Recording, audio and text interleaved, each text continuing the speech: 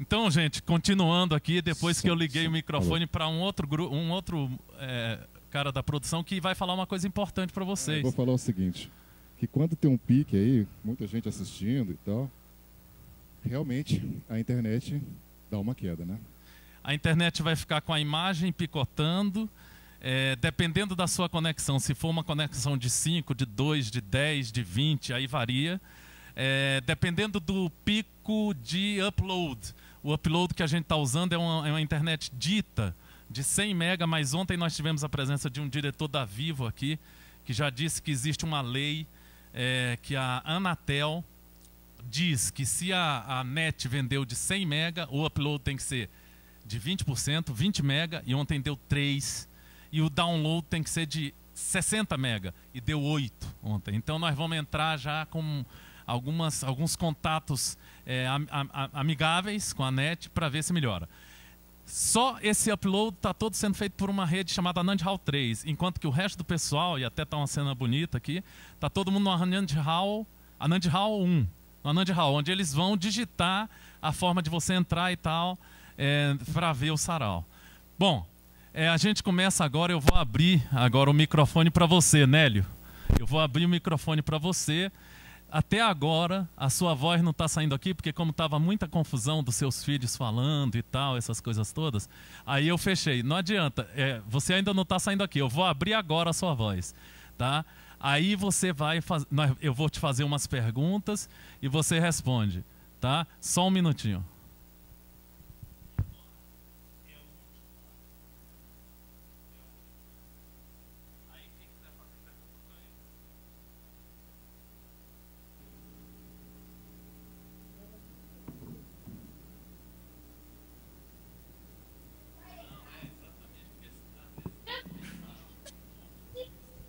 Alô, Nélio, tudo bem? Teu filho tá falando. Tô escutando. Será que os meninos podiam ficar assim na sala? Alô? Será que os meninos podiam ficar na sala? Vou te fazer uma pergunta, pode ser? Oi. Nélio, fala um pouco da sua música, dos seus 30 anos de música, dos prêmios que você já ganhou na área musical. Rapaz, tá me fazendo uma pergunta, eu não tô conseguindo falar, porque tá um tumulto aqui. Nélio, todo mundo ouviu e foi transmitido isso que você falou com seus filhos para todo mundo. Então, posso falar com você?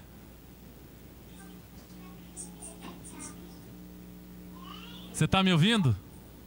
Tô escutando. Eu tive que dar um chega pra lá, porque a turma tava aqui falando alto. Tá, agora você me ouve?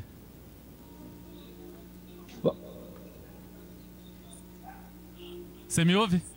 Boa tarde a todos, Anand Hall, boa tarde a todos os presentes. Boa tarde. Você escutou meu boa tarde? Tem um delay. Eu sou Nélio Torres. Boa tarde, meu querido Anand, boa tarde, você e a todos os presentes. Fala um pouco do Nélio e da música do Nélio. Saiu por quê? Saiu aqui do ar? Opa, saiu, mas chegou de novo. Tá engraçado, né? Fala um pouco do Nélio e da música do Nélio. Olha, o Nélio Torres é um compositor, cantador, pesquisador,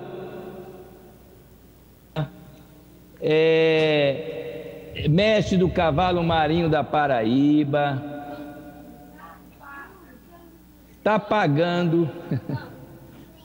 Tá escutando? Tô escutando, pode falar que a gente tá escutando. Na hora que eu deixar de escutar, eu digo. É porque, Anand, eu tô falando, aí de repente dá um preto na sua imagem. Nélio, não se preocupa com a imagem, não. Pode falar que tá beleza. Dá um preto geral, apaga tudo.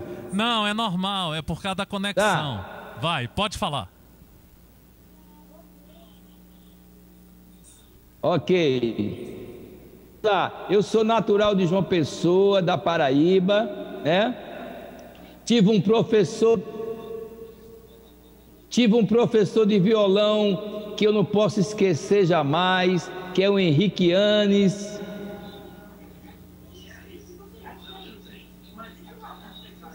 Da Orquestra de Cordas Dedilhada de Pernambuco. Tá certo. Agora, todas as vezes que eu queria te fazer um pedido, posso?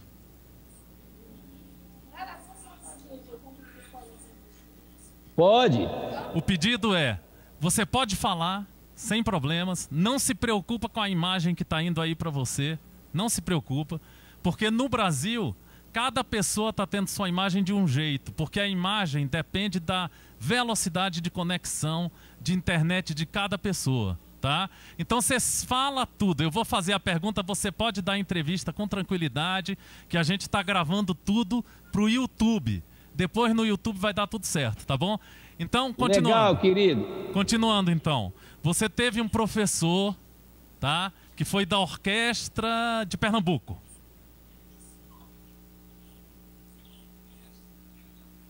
É muito importante, tá? Que eu estudei no Conservatório Pernambucano de Música. Tá, então agora me fala dos seus discos gravados. Quais foram os discos e se você foi premiado nesses trabalhos? O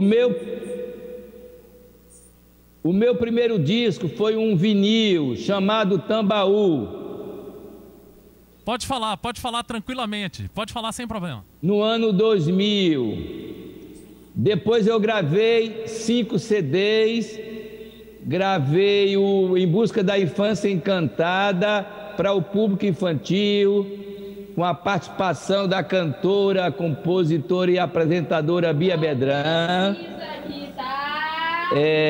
Depois eu gravei o Canto Novo. Depois do Canto Novo veio o Jardim das Canções, que a crítica gostou muito desse trabalho. A crítica que você fala, qual é o jornal que fez a crítica? Tem vários jornais da Paraíba, Jornal Correio da Paraíba, Jornal A União. Tudo bem, agora essa crítica Jornal de Pernambuco, Jornal do Comércio. Beleza, então. A Bia Bedran, tá? Ela tem uma fama muito grande. A Bia Bedran teve um trabalho na TV Cultura, feito para as crianças. Esses CDs, todos eram infantis, é?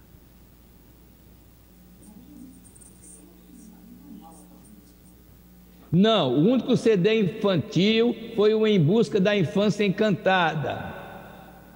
Tá certo. E agora me fala o seguinte, vamos tentar fazer uma brincadeira que você mesmo propôs. Pega aí, tira o microfone do seu ouvido aí, o fone, pega o violão e toca uma música de 1 minuto só para eu ver se vai ficar bom aqui nessa transmissão. Tá. Nem tira o fone do ouvido, não. Pega só o violão e toca aí. O outro. Isso. Vamos fazer um teste, que é a primeira vez que a gente está fazendo essas transmissões. Vamos ver se dá certo. Isso. Vamos.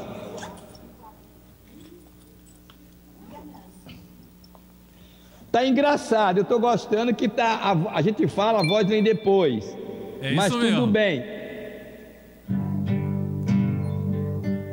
Vamos cantar o Lápis de Cor. Tá ótimo, tá ótimo. Pode tocar e cantar, vai.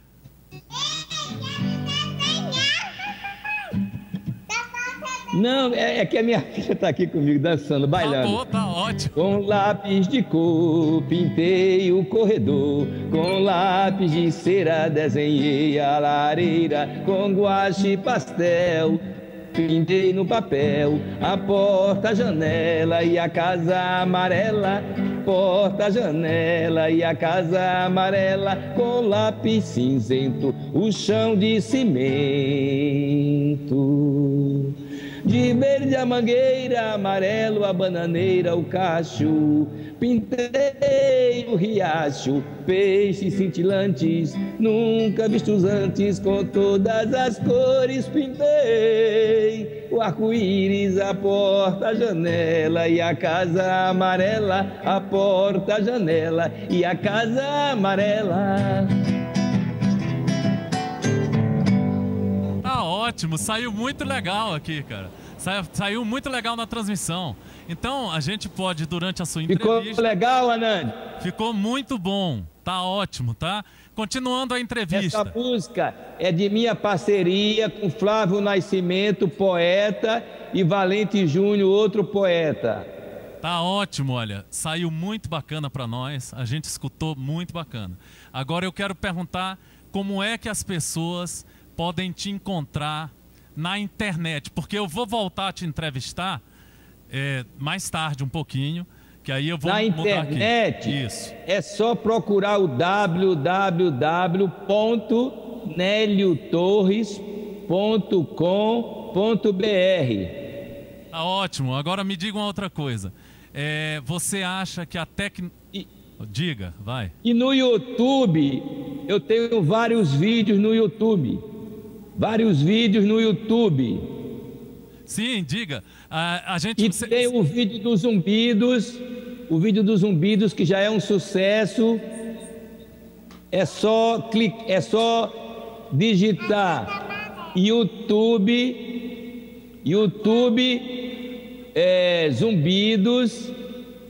Zumbidos, né? Ponto Nélio Torres. Não precisa gritar. Tá bom, então. Ou também YouTube, Cavalo Marinho da Paraíba. Ô Nélio, o teu filho... Nélio, deixa eu te falar uma coisa. O teu filho tem razão. Não precisa você gritar mesmo, não. Tá tranquilo. É a primeira vez que eu tô fazendo esse trabalho online e eu não tenho essa experiência de internet. Tá bom, então. Tá bom. Ó, mas não precisa gritar mesmo, não. Teu filho tem toda a razão. Tá? Então, olha só. A gente vai... Aí o cordel... Eu fiz o cordel do Cavalo Marinho. Posso ler? Pode ler. Vai, lê aí.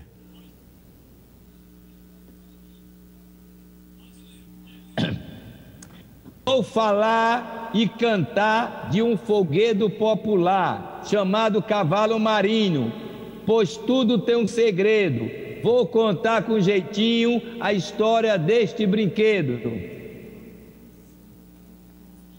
No início eram os índios e o português, com a sua chegada ao nosso continental Brasil, a Paraíba já era habitada e com os negros escravos teve a cultura miscigenada.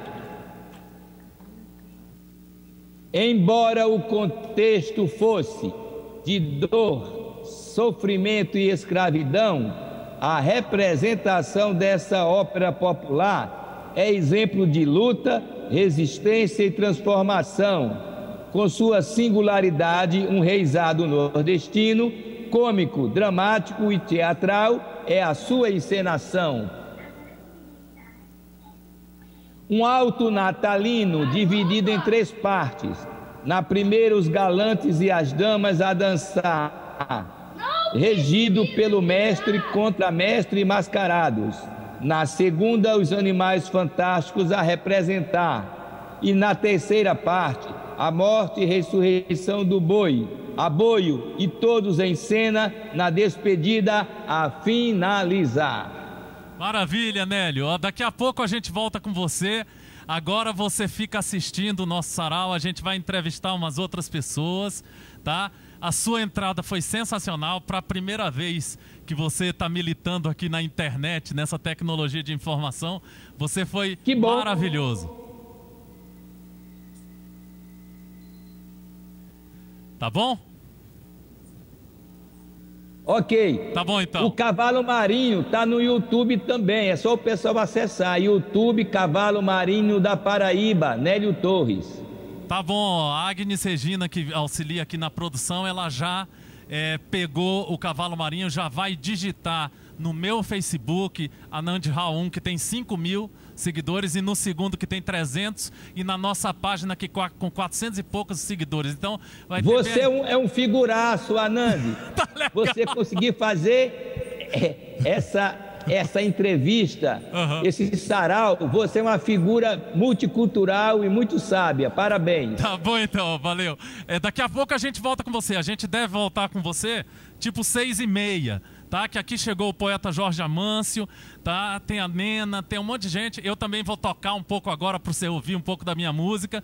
Aí você agora, eu vou desconectar o bate-papo aqui e você vai para o nosso canal lá assistir um pouquinho, tá bom? Se você quiser... Eu volto mais ou menos daqui a quanto tempo? Daqui a uma hora e pouco, porque o sarau demora umas 3 legal. horas. Agora você começa a digitar na sua página aí, para os seus amigos, como é que eles acessam o sarau, tá bom? Porque nós precisamos dos seus amigos online. E isso é que cria o grande pico de audiência. São os seus amigos, junto com amigos do Jorge, da Nena, de todo mundo que está aqui. Tá bom, então? Ok, eu vou digitar então no Facebook, né? Exatamente, tá bom? Um abraço e a gente Valeu, volta meu daqui. querido. Valeu. Daqui uma hora a gente volta de novo. Tá bom, Tudo de valeu. bom para todos. Tá legal. Um beijão no coração. Valeu. Pronto, aí eu...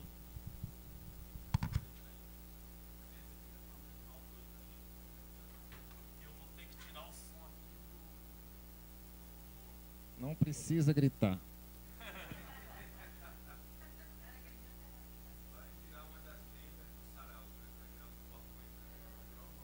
Aqui já tá, beleza, viu?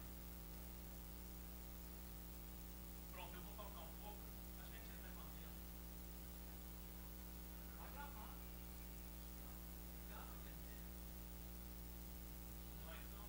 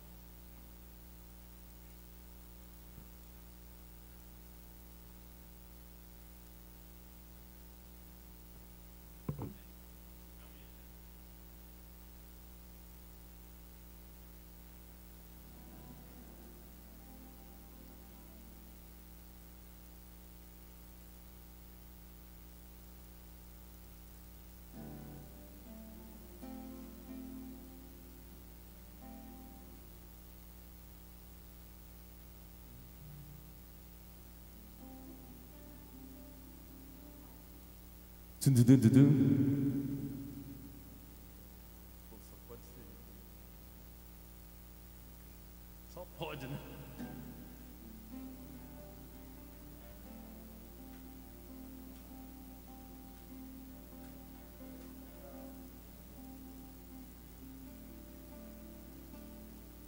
Não tá saindo som do violão.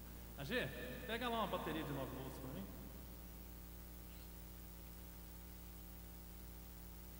E uma faquinha. Aí.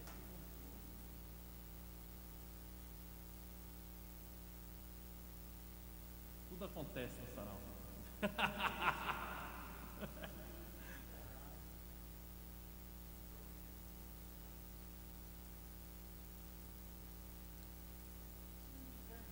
Falar um poema, enquanto eu consigo aqui, estou tentando ligar o violão, e o poema é o seguinte: você pensa que eu penso e eu não penso. Eu me baseio na Rede Globo, na Isto É, na Veja, para poder pensar o que eu penso. Você pensa que eu penso e eu não penso. Tudo que eu discuto na mesa de um bar é exatamente o que a Rede Globo me mandou pensar.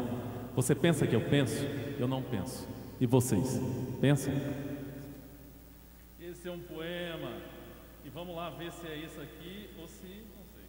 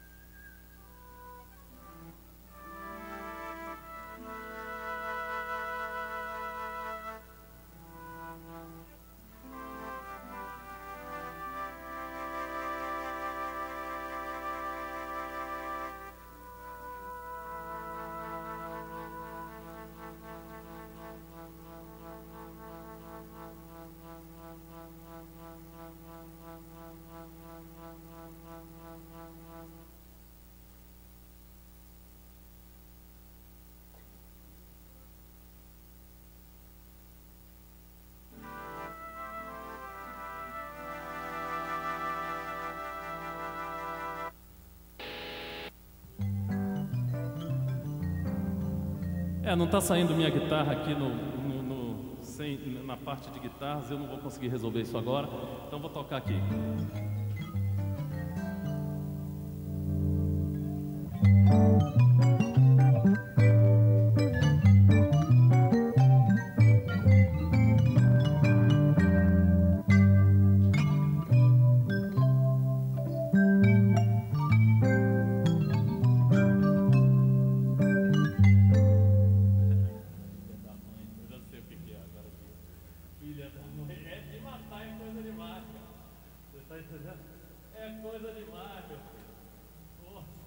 Tá bom, filha da mãe, agora você sabe.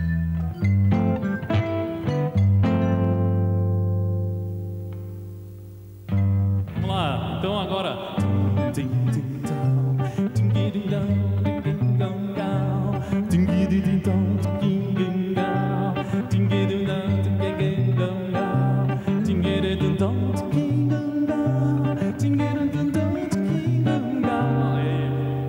Agora vamos tocar.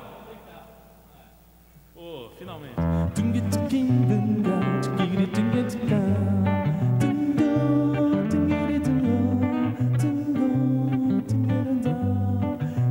Como é o nome do senhor? Mauro. Mauro Silva chegou com vontade de escutar o som de todos, o som do que vem da alma e segredo. Mauro Silva olhou pra viola e disse logo: tá muito escondido esse canto eu tenho que ultrapassar os pedais pra tocar. Isso não vale não, esse canto tinha que ser no meio da sala, no meio da sala. Mauro Silva, com seu jeito único, não gostou dessa história da gente desligar, ligar o sarau, improvisar o tempo todo. Ele queria talvez uma coisa mais organizada, mas o sarau do Anand nada, o Anand real é uma desorganização total. Desorganização total. Agora olha só, Mauro.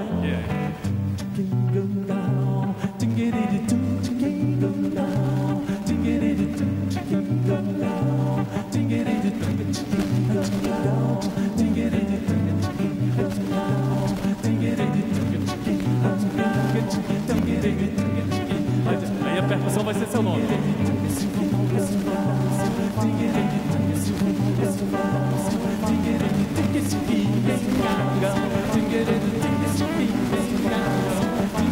Mauro Silva, que é o sarau dos loucos. A gente faz percussão com seu nome, a gente inventa a história, a moda. Esse é um pedal de looping de voz, esse é um pedal e vamos lá.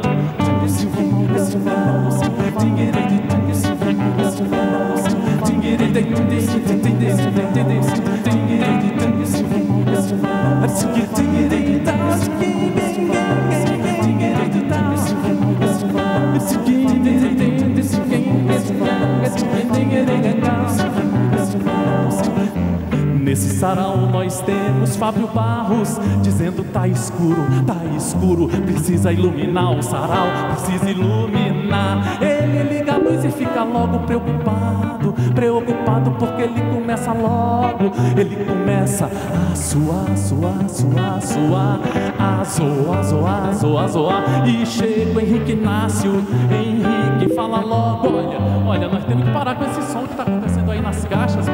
Esse som tá saindo de onde? Do Metal Social Player. Chega o Henrique Inácio, ele só critica. Daqui a pouco ele levanta uma placa chamada Silêncio, Silêncio, Silêncio. E a Nena Medeiros, essa é colunista do Jornal de Brasília. Toda semana ela escreve uma coluna e também é poeta, Ela vai ler uns textos, parece também que defende a raça canina, pois eu sempre vejo ela divulgar coisas sobre cachorro no Facebook.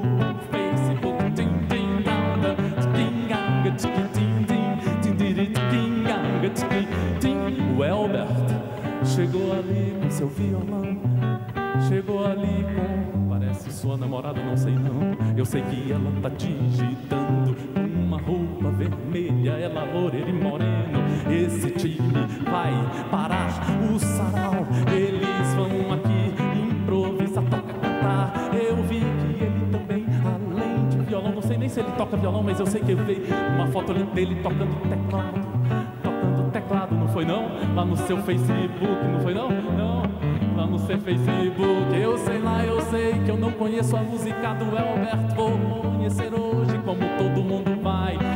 E ali, eu não lembro o nome dela, e ali, eu não lembro o nome dela. Ela vende poesia em bares, eu não lembro o nome dela, é minha amiga. Diz aí, Jorge, o nome dela, hein? Pô, mira isso. Eu não lembro o nome dela, faz tempo que eu não vejo ela. Você pode estar tomando um chopp, tomando uma cerveja no Líbano. Se ela chega junto e fala: olha, é o meu livro de poema, rodado em mimeógrafo, rodado em offset, rodado com o coração, rodado com um jeito singular da mira,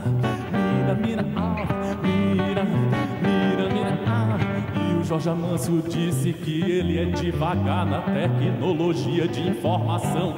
Ele toda vez que tem que acessar o sarau leva meia hora, 1h, 42 minutos. Ele fica ali estudando e nunca aprende não. A Agnes costuma dizer: Jorge Amâncio é muito devagar, Jorge Amâncio não consegue acessar, Jorge Amâncio é muito devagar, Jorge Amâncio não consegue acessar, Jorge Amâncio traz o seu notebook, mas leva 1 hora para acessar um site. E outro dia uma mulher disse que o amava e ele, querendo acessar, responder por e-mail, não conseguia.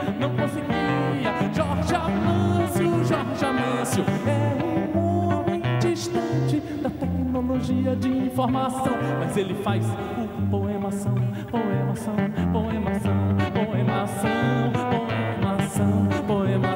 Até agora quem chegou foi essa turma vai agitar. E talvez na internet o Vitor Farinha deve estar tomando uma cerveja lá no Rio de Janeiro. Ele entra daqui a pouco, ele brinca.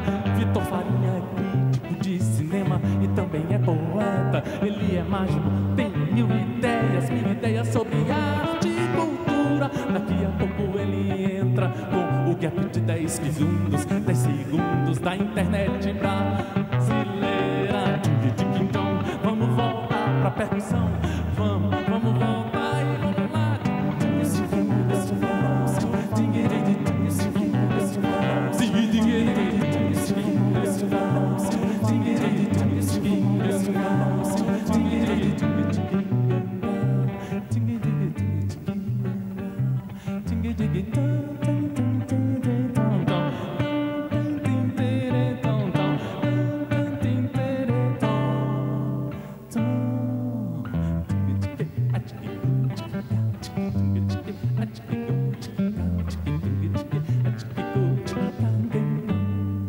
É isso aí, agora a gente entra com Nena Medeiros.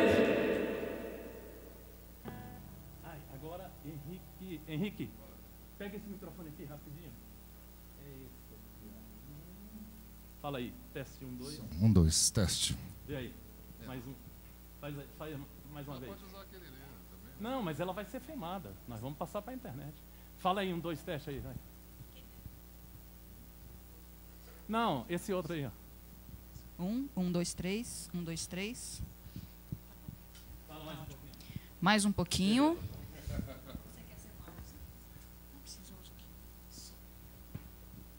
Henrique, depois desses outros microfones, a gente tem que começar a ligar agora, porque a gente pode ligar. E aí? Som. Está aberto? Teste. Agora o outro, 1, 2. o outro sem fio. Aí. O outro sem fio lá. Liga lá, Henrique. Som. Teste. Beleza, 1, 2. Aí vem o meu agora, que é esse aqui. Faz um teste aí, AG, nesse microfone aí. Tá bom assim? Fala aí mais perto. Mais perto? Isso, tá bom.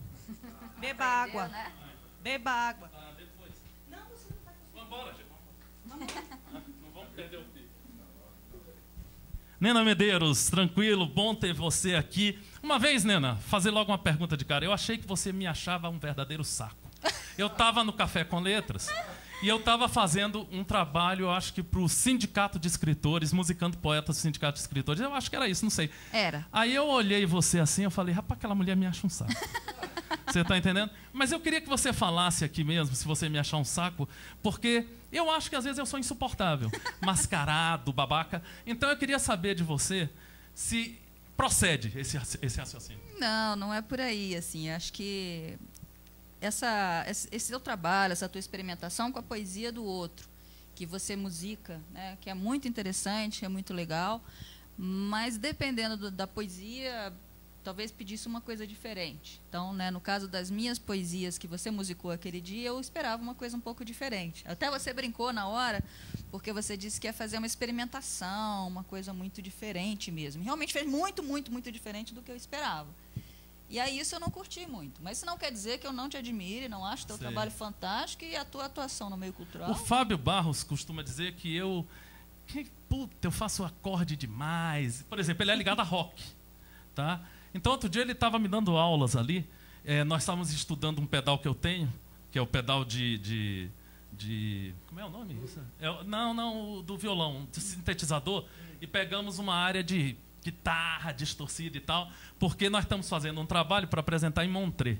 E ele disse assim, porra, Nandi, pelo amor de Deus, vamos ganhar um aluguel. Ganhar um aluguel quer dizer pagar o condomínio. Quer dizer a gente fazer uma música menos rebuscada, mais acessível. Então você acha, por exemplo, agora eu fiz um trabalho ali que eu uso muito essa sequência para fazer esses improvisos, que até esqueci teu nome, peço desculpa, né? Por tanto tempo que a gente não se vê, sabe? Então, para fazer esse trabalho, eu uso uma sequência que já é definida e tal, aí fiz a percussão utilizando o nome dele e tal, essas coisas todas. Você acha que Arrigo Barnabé, Hermeto Pascoal, Egberto Gismonti, Walter Smetak era um cara que fazia experimentação musical também, e às vezes fica inaudível essa coisa da experimentação e tal. O Turiba, ele defende muito samba. Sabe, uma vez eu falei, Turiba, vamos fazer um trabalho que não seja de samba, cara. Você está entendendo? Pô, porque o samba é lindo, principalmente o do Paulinho da Viola, que é uma ópera, vamos dizer assim. Agora, eu acho às vezes que para você se identificar com uma linguagem nova, eu não sei como, aí eu vou passar para a tua escrita, você entende? O Francis Haim, eu me lembro que eu ouvi o Francis Haim e falei, o Chico Buarque, não vai dar. O Francis Haim não vai dar, não deu. Aí veio um cara, que eu esqueço o nome agora também, eu falo, Chico Buarque, já tem o Chico Buarque. Então eu sempre estou em busca de alguma coisa assim que identifique o Anand. Que você entre no bar e fale, porra, isso aqui está inaudível, é o Anand. Você está entendendo? Alguma coisa assim que eu fico buscando. Na tua linguagem textual. Aí eu entro para a linguagem textual e peço o seguinte, se vocês puderem botar no Google, Nena Medeiros, puderem acessar alguma coisa, aqui as pessoas que estão presentes, você aí, Nélio, você aí, Vitor Farinha, que deve estar assistindo, e quiser fazer alguma pergunta para a Nena, baseado aí no que você viu na internet e tal, é a hora, é o momento. Então, essa busca pela linguagem eu tenho, um negócio que me identifique. E você? Não, eu tenho, sim, algumas coisas menos populares, né, que exigem um pouco mais de conhecimento, um pouco mais de leitura, mas eu tenho muita coisa também popular.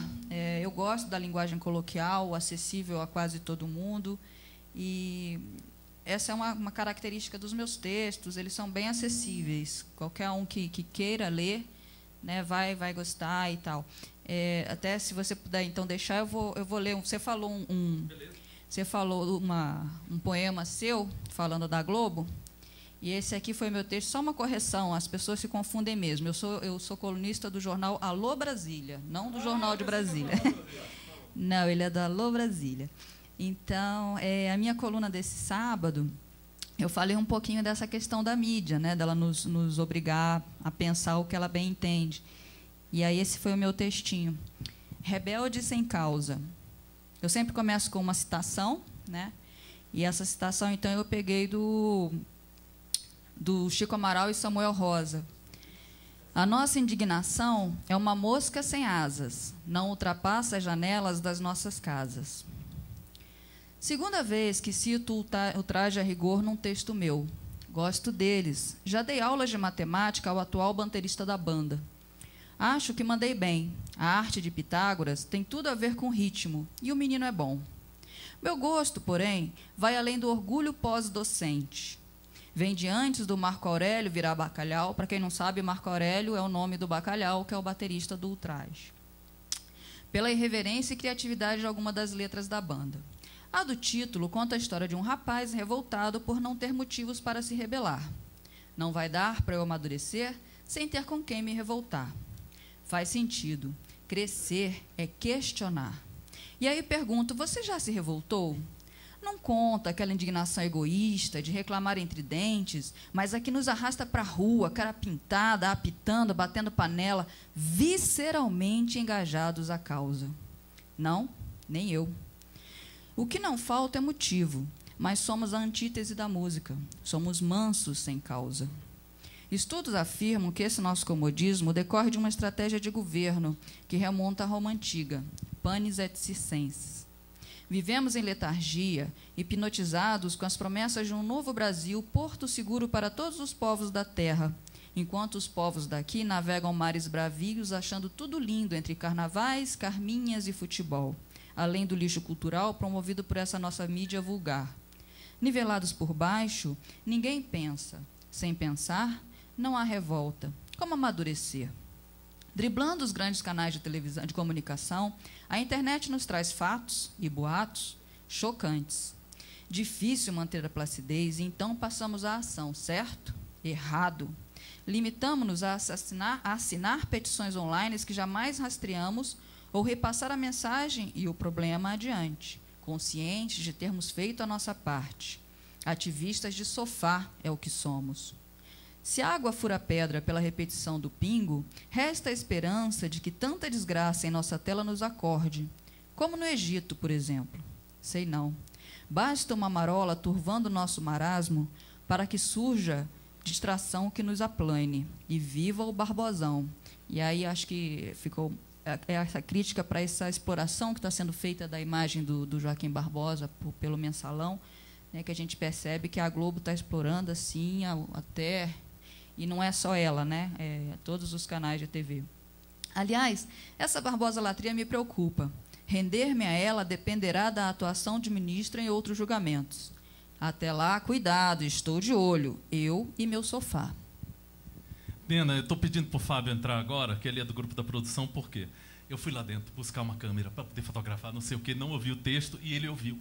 E ele está escrevendo muitos contos atualmente. Então ele assume a entrevista agora contigo, porque eu me perdi no meio do ambiente, que eu também ia ter que correr atrás para ficar tudo certo. Vitor Farinha, já acabei de botar você na tela para a gente entrar daqui a 15 minutos. Henrique Inácio, pelo amor de Deus, faça fotos do sarau para a gente botar no Facebook. Tá? Jorge, não fica parado aí, digita no teu Facebook como é que acessa o sarau. Barbosa-latria, adoração ao Barbosa. Ai. Hoje está animado. Hoje está animado, está daquele jeito, né? Mas então, eu acho que isso é uma discussão muito atual mesmo, né? De repente surgiu o super-herói brasileiro, né? E a gente sabe que não é por aí, é só um homem que é sério, né? Com a sua atividade e tal. Está cumprindo o dever, né? Pois é. E aí a gente acha o máximo. A gente acha meio estranho às vezes, né? Uhum. E assim, nesse cenário, no que você escreve, né, na tua coluna, como é que você acha que a gente pode contextualizar isso hoje para as pessoas, talvez, para abrir um pouco essa visão e colocar que isso é uma coisa normal, é algo que é desejável, né? Como é que a gente poderia fazer isso? Eu sou uma colunista de um texto de 2.000 caracteres por semana, né? Então, assim, eu não posso vestir essa responsabilidade, claro, né? Claro. O que eu faço é dar essas cutucadinhas. Então, eu fiz isso agora com relação ao Joaquim Barbosa, eu já escrevi sobre o Demóstenes. Então, assim, os meus textos, às vezes, são atuais, são em cima de fatos da semana, às vezes não. Às vezes eu falo de coisas do cotidiano, a diferença entre os sexos, a nossa mania de querer emagrecer, né? Sim, sim. Então eu abordo ele e tento fazer isso sempre com algum humor, né? O humor é uma das minhas marcas, eu gosto muito do humor. Se a gente ainda tiver tempo, eu até vou querer depois ler um texto que é do meu próximo livro, né? Que é o texto título. Ele é um pouquinho longo, não é um pouquinho mais longo que esse que eu li, mas ele é divertido, então acho que não vai ser tão incômodo, né? Se quer perguntar mais alguma coisa, a gente pode partir para ele. Ué, já que você está com essa disposição toda, vamos lá. Então, vamos lá. O nome do título é O Coisa Boa. E ele é inspirado em dois episódios que aconteceram com amigas, né? Então, uma me contou um episódio, a outra me contou um outro episódio, e eu juntei nessa salada aqui. Tá. Ok? Então, vamos lá. Alô? Oi, filha. Oi, mãe, tudo bem? Tudo, e você? Rindo à toa. É? O que houve? Olha só, tive um dia horroroso. Foi? Foi. Peguei um senhor engarrafamento por causa de uma batida besta ali na entrada do viaduto. Depois, meu chefe resolveu me apurrinhar. Por quê? Falta do que fazer, eu acho. À tarde, consegui finalmente cancelar o cartão de crédito, mas passei quase 3 horas no telefone aguardando enquanto eles estariam providenciando a minha solicitação. Um saco. Sei como é isso. Aí, na volta para casa, mais trânsito. Um calor de derreter concreto e o ar-condicionado do carro pifado. Ainda? Você não ia arrumar isso, filha? E tempo, mãe? Realmente, seu dia foi péssimo. Pois é, e tem mais. Sabe quem foi que eu vi aos amassos com uma loura de fazer babar estátua? O AB... Ei! Desculpa, aquele cujo nome não pode ser pronunciado. Ele mesmo, mãe, quase morri. Para não matar, né? Tive vontade de voar no pescoço da Zinha. E ele? Deu um tchauzinho e um sorriso safado, filho da Honorata. Desculpa, mas que é? Mas espera aí, filha, ainda não entendi. Você só me contou desgraça. Por que é que você está tão feliz? Ah, mãezinha, é porque quando cheguei aqui, suada, descabelada, me achando feia e triste, você sabe aquela obra que tem aqui do lado? Sei. Pois é, quando eu desci do carro, alguém gritou lá de cima, "Ô, coisa boa!" Deve ter sido um daqueles peões mal educados. Mal educado nada, mãe, ele salvou meu dia. Como assim, filha? Um grosseirão. Nossa, minha mãe, você não sabe o bem que esses rapazes fazem para alguém com o ego tão em baixa como o meu estava. É um serviço de utilidade pública. Entrei aqui me sentindo a maior coisa boa. Tive vontade de lá dar um beijo na testa dele. Honorata! Calma, dona Feliciana, calma. Tive vontade, mas não fui. Só acenei e dei uma voltinha. Filha! O que tem, mãe? Minha filha, não pode provocar esses sujeitos. Vai que é um tarado, pode ter te seguir. Ih, mãe, peraí, é a campainha, disse a moça, interrompendo a mãe. Honorata, não abre a porta sem ver quem é. Honorata! Honorata! Honorata deixou o telefone sobre a mesa de TV e foi atender a porta. Era o síndico. Sabendo que a moça mexia com proteção a animais, veio pedir ajuda para resgatar uma ninhada de gatinhos de um bueiro na garagem. Ela esqueceu completamente da mãe e desceu com ele. Enquanto isso, na TV, um homem gritava, espancando a porta. Abre! Abre, sua vagabunda! E uma voz de mulher implorava, em pânico. Não! Não! Vai embora! Eu vou arrombar! Me deixe em paz! Eu vou chamar a polícia! Um grande estrondo e em seguida a mocinha lamenta. Não! Não! Vem aqui, gostosa! Eu vou te ensinar a não provocar um homem e depois correr. Pancadas, sons de coisa quebrando. A mulher chora, grita, geme, enquanto o homem continua ameaçador, gritando grosserias e rindo. Feliciano, ouvindo aquilo tudo do outro lado da linha, entra em pânico. Não sabe o que fazer. Grita o nome da filha e, enfim, decide ir até lá. Depois de muito insistir, consegue falar com um dos filhos. Já está com a pressão a 15 por 10, quando consegue chamar o segundo e lá se vão os 3. Honorata entra em casa carregando uma grande caixa. Dentro, 4 bichanos famintos, miando como se a vida deles dependesse disso. Vê o telefone fora do gancho, lembra-se da mãe, encosta os gatinhos a um canto e pega o aparelho. Ao ouvir o tututu indicando que a mãe havia desligado, tenta retornar e, como ela não atende, vai cuidar dos bichos, providenciar a água e comida para eles. Suada, suja de pelos de gato e fuligem da garagem, a Honorata decide tomar logo um banho e ir descansar. No dia seguinte, ligaria para a mãe, desculpando-se por tê-la deixado plantada ao telefone. Ao se deitar, percebe que os filhos do vizinho ainda estão de férias, brincando de índio ou alguma coisa parecida no apartamento superior. Impossível dormir com tal algazarra, e assim toma um calmante suave e cobre a cabeça com o travesseiro. Passados mais alguns instantes, a mãe chega com os irmãos. Ué, mãe, você não disse que ele tinha arrombado a porta? Pelo barulho pareceu, mas eu não sei. Toca a campainha. Tocaram, nada. Honorata, chamou um deles baixinho. Honorata, o outro insistiu um pouco mais alto. Tentem a porta, pediu a mãe. Tentaram, trancada. Honorata, chamou a velha senhora. A pressão a esta hora já beirava o 19/13.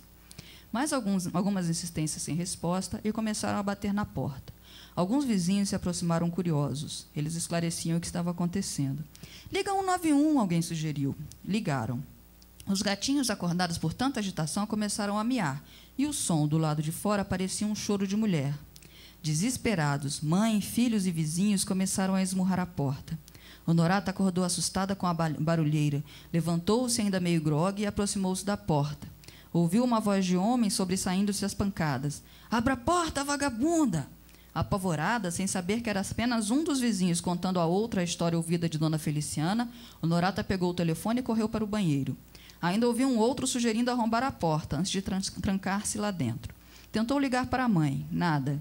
Ligou para os irmãos, ninguém. Ligou para a polícia chorando. Com 2 chamados para o mesmo endereço, seu delegado destacou uma diligência. Quando os homens da lei chegaram, ficaram assustados com aquela multidão na porta do apartamento. Foi um desespero, cada um querendo contar sua versão da história, que já havia crescido muito em detalhes sangrentos. No meio daquele inferno, Dona Feliciana não resistiu, à pressão alta, e desmaiou. Os filhos gritaram, os policiais se aproximaram, o povaréu cercou a desfalecida, dando palpites. Abre a blusa dela, deixa ela respirar, traz álcool para ela cheirar. Seus guardas agiram com um pouco mais de profissionalismo. Um afastou a multidão e pediu socorro pelo rádio, enquanto o outro examinava a pobre senhora. Neste intervalo, Honorata deu-se conta de que quem quer que estivesse querendo invadir seu apartamento havia desistido e saiu de seu esconderijo. Por uma frestinha da janela da sala, viu a viatura lá embaixo. Achegou-se novamente à porta e ficou ouvindo. Pressão baixa? Perguntou um dos policiais. Não, senhor, respondeu um dos irmãos. Ela tem a pressão alta. Toma remédios? Toma, sim, senhor, mas estava muito nervosa. Ela deve ter trazido um remédio na bolsa. Acharam um frasquinho com comprimidos e o policial delicadamente colocou um deles sob a língua dela, que aos poucos começou a recobrar a consciência. Dona Feliciana chamou o policial. Ao ouvir o nome da mãe, Honorata abriu a porta. Mãe! Gritou assustada ao vê-la, ainda no chão, ignorando totalmente a reação dos circunstantes.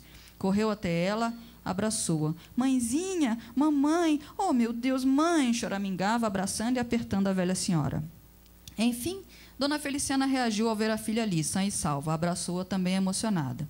Vendo que a situação estava finalmente sob controle, os policiais dispensaram o socorro e começaram a dispersar a multidão, que cada um fosse cuidar dos seus afazeres, pois aquela família tinha muito o que conversar. Ajudando a mãe a levantar-se, os 3 filhos a conduziram para dentro do apartamento. Só então, Honorata deu-se conta de estar vestida apenas com uma camisolinha. Envergonhada, apressou-se em fechar a porta, protegendo-se dos olhares alheios, mas não pôde evitar de ouvir 2 dos vizinhos ainda conversando. Mas é boa, hein? Oh! A moça sorriu pensando, oh, dia bom. É meio longo mesmo, né? Não, exagerei um pouquinho. Esse vai estar no teu próximo livro? Esse vai estar, na verdade, ele é o título do livro, né? O livro vai se chamar O Coisa Boa. Ele já está nas editoras, né? À espera de uma publicação. Eu não sei se eu vou conseguir, senão eu vou ter que bancar. Mas como eu banquei os outros 2, né? Mas eu não vou deixar de publicar. Tá certo, tá certo. Você tem uma previsão?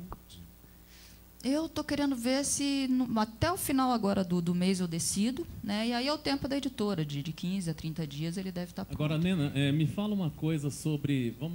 você lê os textos, beleza? Agora, você acha que no Brasil, você que... alô, Brasília, né? Tá? Agora, você acha que no Brasil a mídia dá espaço para a literatura, os jornais tradicionais, os blogs, os alternativos? Eu queria que você dissecasse um pouco nessa resposta o espaço dado à literatura pela mídia, não só a mídia tradicional como o Globo, o JB, né, que tinham... Eu acho que o Globo tem o prosa e verso, né? Agora, como também a mídia alternativa. Queria que você falasse um pouco sobre isso. Assim, eu tenho tido mais espaço na mídia alternativa, né? Eu tenho algumas pessoas que me publicam nos seus blogs, né? Eu tenho meu próprio site, www.nenamedeiros.com, né? E ali todos os meus textos estão.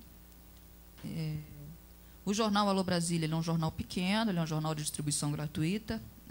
e eu consigo, então, eu tenho essa coluna nele, né? Toda sexta-feira eu publico meus textos, são textos de 2.000 caracteres, são curtos, e eu tenho procurado colocar, então, as crônicas de opinião, sempre com algum humor, né?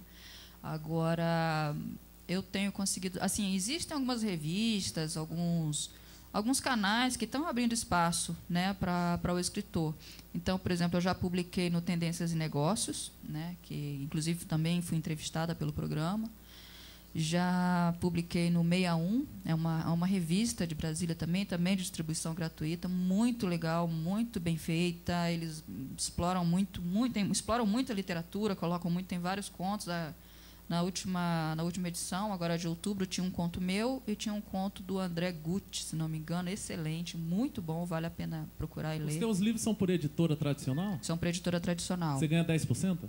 Não, na verdade são editora tradicional mesmo, eu paguei a publicação e ponto. Né? Então eu vendo, me viro para vender, e aí assim, o primeiro se pagou, né? Eu consegui vender o suficiente para pagar a publicação, o segundo ainda não.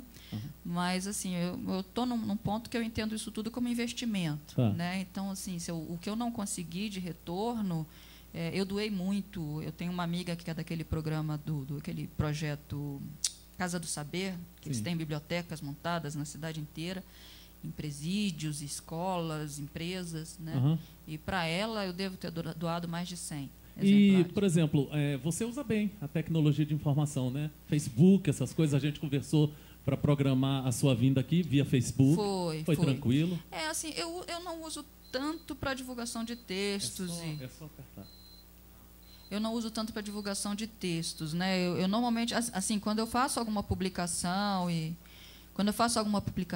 eu costumo colocar, pessoal, publiquei, está lá no jornal e tal. Mas assim, eu vejo que as pessoas exploram até mais do que eu, publicam seus textos, colocam trechinhos, você quer conhecer o resto? Clique aqui, né, apontando. Eu não sei, talvez seja até falta de tempo de conseguir fazer isso, porque eu estou fazendo muitas coisas. O livro vai acabar? Vai existir só o e-book? Como é que fica isso na sua cabeça? Não, o livro ele vai existir como publicação, né, impresso, vai existir como e-book, né, e eu já tenho outros. Ainda não. Eu estou querendo trabalhar nisso até com o apoio do Elias, do Centro de Escritores. Ele ficou de me ajudar a montar, né, alguns e-books. E eu tenho, além desse que é o terceiro, né, que já está nas editoras, eu tenho um com o Clotes, que está fazendo o prefácio para mim, já está bem adiantado, está praticamente pronto. Com esse prefácio dele, eu já devo estar correndo atrás de publicação também. E tenho mais um, eu queria lançar um de crônicas de opinião, né, que eu estou gostando muito de fazer no jornal, e tenho muito texto pronto. E quero ver se eu lanço também um de poesias, que eu também tenho muitas poesias. Até se depois você tiver deixar, eu ainda vou ler mais uma poesiazinha para vocês aqui, curtinha. Não, claro, eu queria explorar você daqui a 1h30, porque a gente quer continuar com o seu público acessando o nosso sarau. Então agora eu vou entrar com uma pessoa assim, eu vou entrar com uma pessoa presencial e eu tentei conectar pelo micro da Agnes a conexão com o nosso queridíssimo Vitor Farinha, lá no Rio, mas não deu. A gente notou que digitando aqui, está lá na tela, que é a utilização do micoépolo. Mas a conversa por vídeo eu tenho que fazer aí. Então, o que eu vou fazer? Vou entrar um pouquinho, uma figura chamada, sei lá, o Jorge Amâncio. Tá? Vou entrar agora. Mas antes eu tenho que te fazer uma pergunta. O Sindicato de Escritores, o Sindicato dos funcionários do Legislativo, ele consegue fechar convênios com farmácias, com médicos, uma série de coisas. Ele luta por uma classe que tenha uma remuneração vinda seja da Câmara ou do Senado, e tem todo um trabalho que ele desenvolve. E o Sindicato de Escritores, ele é atuante de que forma, na sua visão? O sindicato, ele até pouco tempo atrás, ele tinha ele era muito tímido, né, na sua contribuição para o escritor, né? Hoje existe até algum convênio, eu já consultei um médico com um bom desconto, graças ao Sindicato de Escritores, né? Por ser do sindicato, eu consegui consultar um médico com um bom desconto.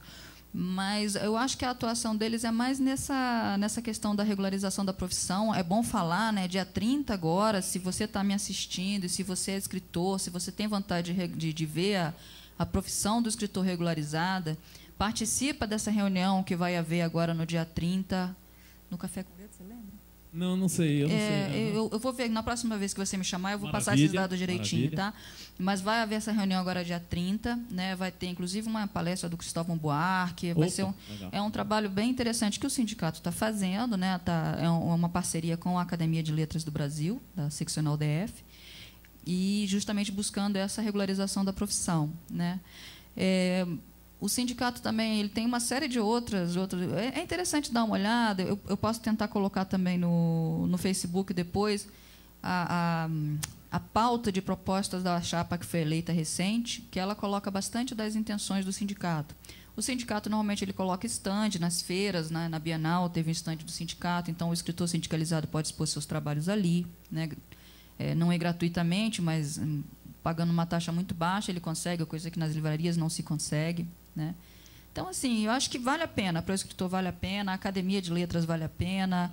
É importante você ter contato com isso. Se você não quiser nenhuma dessas coisas, encontra um grupo e começa a fazer exercícios criativos juntos. Uma coisa que me fez crescer muito foi o desafio dos escritores da Câmara, né? Ah, legal. Outro dia nós tivemos aqui a nossa queridíssima A Cíntia Krimler. Cíntia, Aquela falou ali, pra caramba. ela tinha que ser proibida de participar dos desafios, porque ela ganha tudo Tá que certo, ela entra, então. ela ganha. E o Marcos, é Marcos, né? Marco Antunes. Nós estamos tentando trazer ele aqui, ele está com um monte de compromisso, mas virá. O Elbert, a gente entrar contigo, vamos só entrar um pouco, eu tenho que organizar, que tem um cara do Rio ali, tá? Então, mas a gente está entrando, porque não podemos ficar tanto só na literatura também, senão a gente perde público, tá? Mas aí você vai falando com o nosso amigo violonista sobre aquelas questões do violão, tá? Já resolve, pode passar na frente da câmera mesmo, que aqui é tudo assim, tá bom? Então agora a gente entra, tá, Nena, com outro escritor, que é o Jorge Amâncio. E esse eu quero entrevistar, você entende? Porque é honra para mim entrevistar esse cara, você entende? Teste. Esse aí, pega aí. Jorge Amâncio, ele merece ser citado uma coisa interessante. Esse cabo aqui, ó, vai ser esse cabo aqui. Aí ele senta aqui na frente com você e eu controlo o violão dele, tá bom? Sem problemas? Ah? Qual é o problema? Não, eu te dou o Godin então, tá bom? Tá bom então, beleza. Jorge Amâncio, você outro dia me telefonou e na minha vida eu nunca fui homenageado nem pelas minhas filhas, que nunca nem foram assistir meus shows na vida. Eu acho que elas viram meu show uma vez no Sesc. Você me liga e me diz assim, Anandi, é o seguinte, o Poemação do dia 3 de dezembro, se não me engano, nós queríamos homenagear você. Eu comecei a chorar no micro, no notebook. Sem brincadeira. Porque eu outro dia estava conversando aqui com Mário Salimon, que ganhou o Festival de Brasília. Estava conversando com o nosso amigo do Leituras, pô, Maurício Melo Júnior. E eu falei que eu estou numa idade que o reconhecimento é uma coisa muito especial.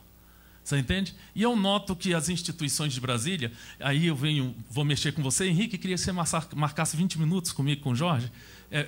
A Agnes faz, eu acho que a Agnes faz. Eu noto, por exemplo, eu vi 2 feiras de livro de Brasília homenageando o Nicolas Ber. 2 seguidas.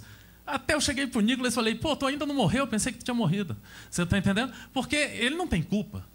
E na verdade, a mídia de Brasília diz que não existe outro poeta em Brasília, só existe Nicolas Ben, né? Você é um cara decrépito, Menezes e Moraes, coitado, escreve há tantos anos, esse não vai ser homenageado nunca. Você está entendendo? Agora, o Poemação, homenageia. Eu já fui da Cris, da Cristina Bastos. Tá? Eu acho que você ia dizer agora que o Menezes foi homenageado. Eu acho que você homenageia, não sei quantas mil pessoas, você tem que marcar 20, tá? 20.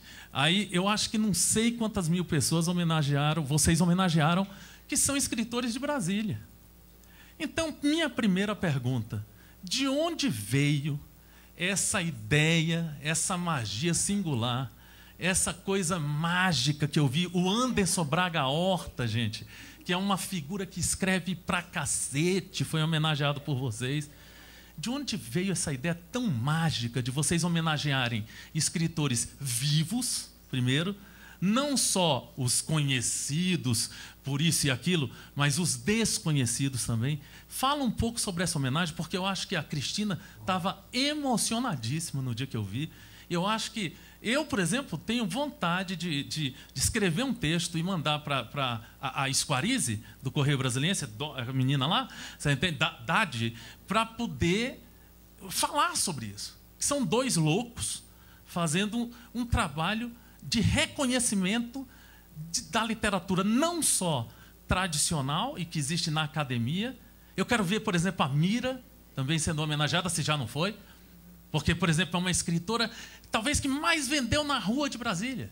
Não tem mais que tenha vendido que ela. E será que alguém lembrou, nessas feiras de livro, de fazer uma homenagem para essa escritora? Tá certo? E vocês lembram. Fala sobre isso, cara. Eu dei sorte. Dei sorte de, desde a década de... final de 70 para 80, conhecer o movimento de poesia de Brasília, né? Você mesmo se lembra, já me pegou na rua. Ah, tem uma palestra aqui no Dulcina, vamos lá. A palestra era a gente que ia dar, bem estilo Anandi Hall. Né? Isso foi o quê? Década de final de 70. Muito tempo. Muito tempo. Então eu dei essa sorte. Então, sem querer, ou não sei porquê, né? A gente vê a importância que tem os poetas durante o tempo.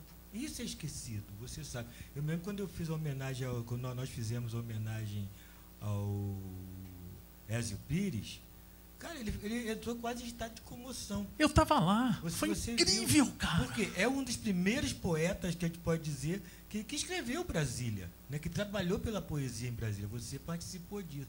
Então, e a história esquece um pouco disso, né?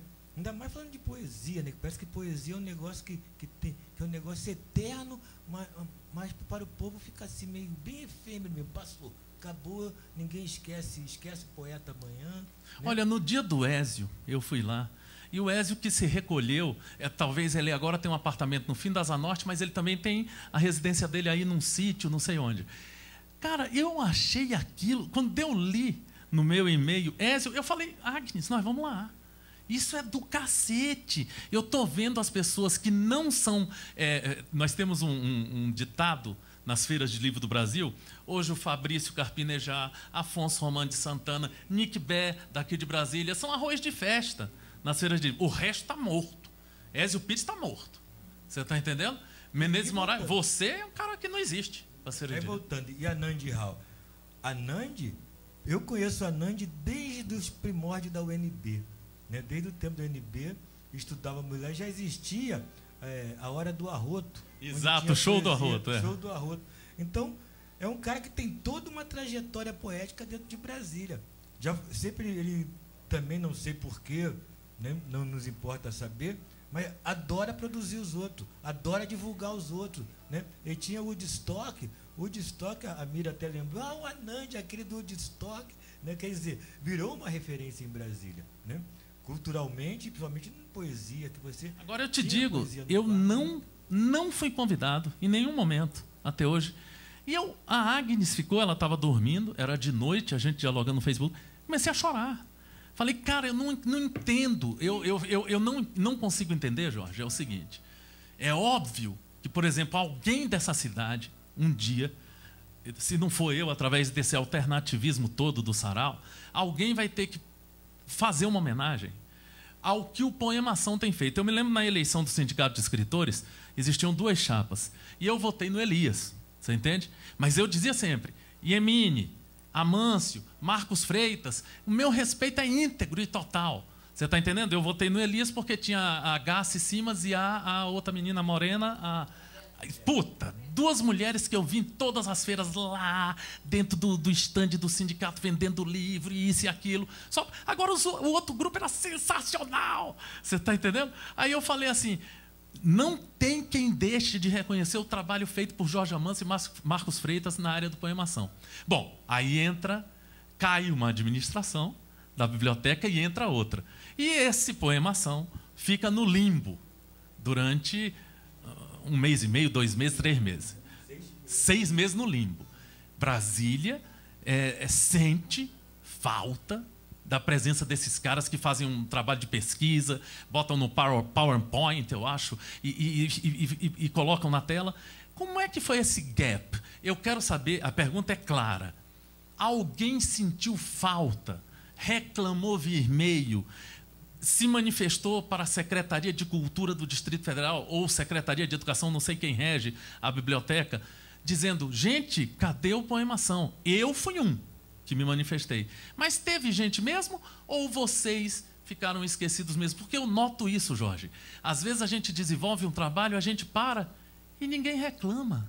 Tinha uma época do Concerto Cabeças, um grupo de poetas que falava, por que não reclama? Por que não reclama? Você está entendendo? Eu fico pensando nisso. Gente, será que a gente vai deixar as coisas passarem? Por exemplo, essa Beta do Elim Gegassi Simas, são mulheres que eu fiz questão de elogiar e tal. Como eu digo, alguém reclamou, Jorge? Aconteceu? Houveram algumas reclamações, bastante até, foi surpresa.